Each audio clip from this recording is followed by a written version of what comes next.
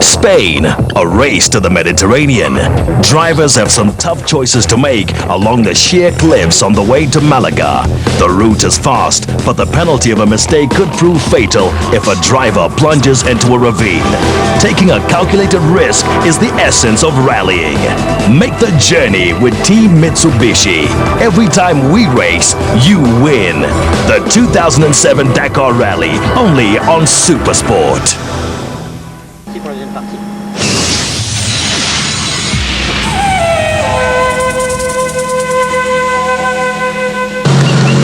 Fog, cold and traffic jams couldn't deter them. The crowds were out in huge numbers for the start of the 2007 Dakar.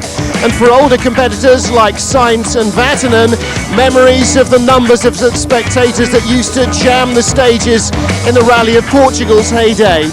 They were all waiting though to see one man, the Portuguese Baja champion Carlos Sousa. He was certainly the favourite. Live Portuguese TV coverage showed just how his decision to drop his tyre pressures before the start had really paid off.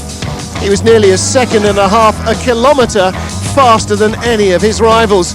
He previously raced on this stage in a Baja in 1998. Experience of the conditions may have helped some of that advantage. The crowd certainly gave him some more. At one stage, passing Jean-Louis Schlesser without problems, despite the narrowness of the stage.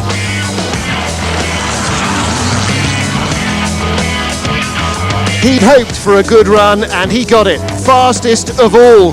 Behind him, though, the rest of the VW Armada. South African Giniel de Villiers was the company's top finisher in 2006 in second position, indicating just how much the German team expect this to be a tight battle. The Tuaregs were going flat out right from the start. The South African was also delighted to see just how many fans had come to watch, and to be faster than anyone, barring local man Sousa. Not so delighted, former World Rally champion Carlos Sainz. He won last year's opening stage, but El Matador didn't enjoy this year's Dakar opener at all. The former champion found the going tough. The sand, he said, offered little grip, and he felt that it masked the true potential of the race Tuaregs. Despite that, he was just 7 seconds slower than de Villiers. As if to prove how close things are going to be and that there's life in the old dog yet, Ari Vatanen exactly tied Sainz for time. Two of World Rallying superstars giving all they had. Perhaps the Finn's 4 wins on this event will give him the upper hand in the long run. After all, Sainz is only on his second Dakar. Mark Miller may not be the best known name in VW's lineup, but he has hopes of standing on the podium, and he was 5th on the opening stage. A clean sweep for Volkswagen. German lady Jutta Kleinschmidt's BMW hit trouble on the opener. Before the event, she said all she needed was a little good luck. Today, it was all bad. She lost nearly half an hour trying to restart her car after the engine cut out as she tried to avoid a stationary bike.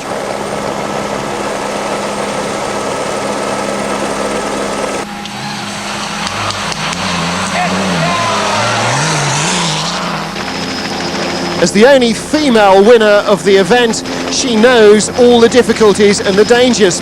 Teammate Gerlan Schischerit stopped to offer assistance, but in the end there was little he could do. The all-female crew of the lead BMW had to hunt down the electrical malady themselves. Schischerit still managed to race through the stage, beating all the Mitsubishis. The extreme skiing world champions BMW X-Raid was 6th quickest. Jutta Kleinschmidt, 43rd on the stage. Nasser Al Attiyah completed a strong showing for the BMWs. The Qatari driver split the factory Mitsubishis. He was 9th, 6 minutes behind the flying Sousa. As the Volkswagen Hares took off, perhaps the Mitsubishi team with some relief became the tortoises. Nani Roma probably won't lose too much sleep tonight. He may be 7th, but his 4-minute and 52-second deficit to the leader can easily be reversed in one African stage. The message of the first stage won't be lost on Mitsubishi, however.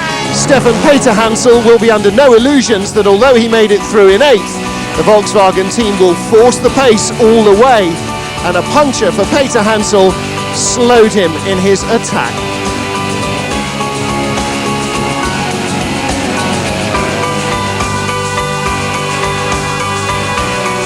Hiroshi Masuoka also suffered a puncture on the stage.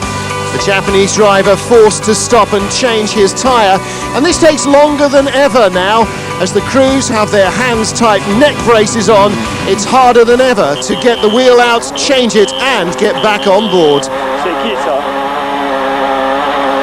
The Sentinel buzzes aboard Luke Alphon's car. Who's that, he says? Is that for us? Co-driver Picard says, no, I don't think so. I can't see anybody. Let's see if we can let him go by.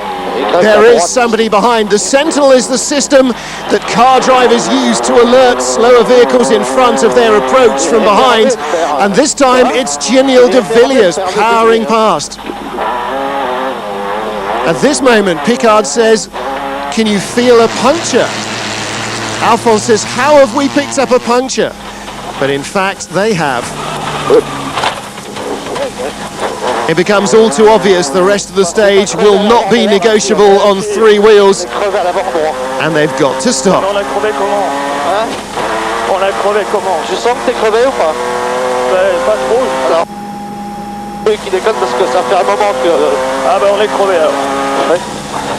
The stage is narrow and speeds are high, but there's no option but to find a safe passing place and get out and get on with it. Jean-Louis Schlesser was astonished to have stones thrown at his car by members of the crowd. The bad feeling towards him dates back to 2003's FIA Cross Country World Cup, fought out with Carlos Sousa. It ended in appeals and acrimony, but not between the drivers. Schlesser pulled over on today's stage to let Sousa's faster Volkswagen go past, and the Portuguese crew later thanked him for his sporting gesture. Ivan Muller, used to winning ice racing championships at this time of year, found things a little more slippery. This brush with a tree cost him some time, but no real damage was done.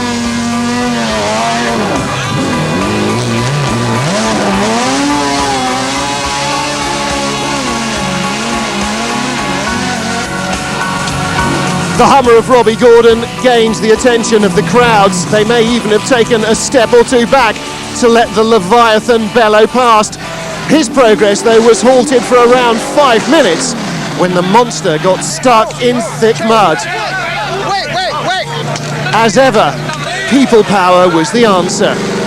That and a little help from a friendly JCB.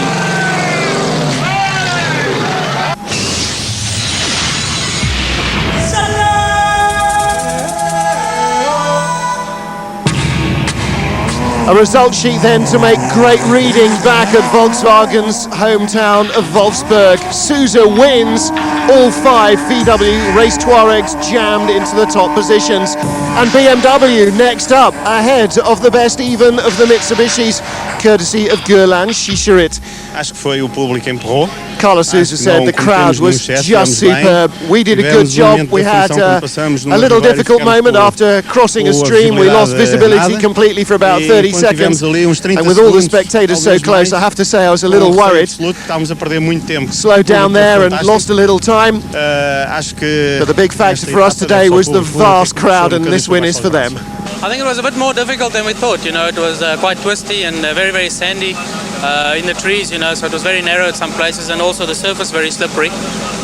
So you had to be careful, you know. We didn't take any risks and just went at a nice pace. We caught Luke after about 40 or 50 kilometers, and we passed him, and then there were just many people on the stage as well, which was great to see, you know. But no, we're just happy to have finished it, and we enjoyed the stage. I don't think driving in this kind of terrain with so much sand all the time is much fun, says Carlos Sainz. You really can't use the potential of the car at all, and from my point of view, the stage really isn't worth an awful lot. In Mexico we have huge crowds, but this was the biggest I've ever seen, and there was some point where it was probably 20 or 30 kilometers non-stop people.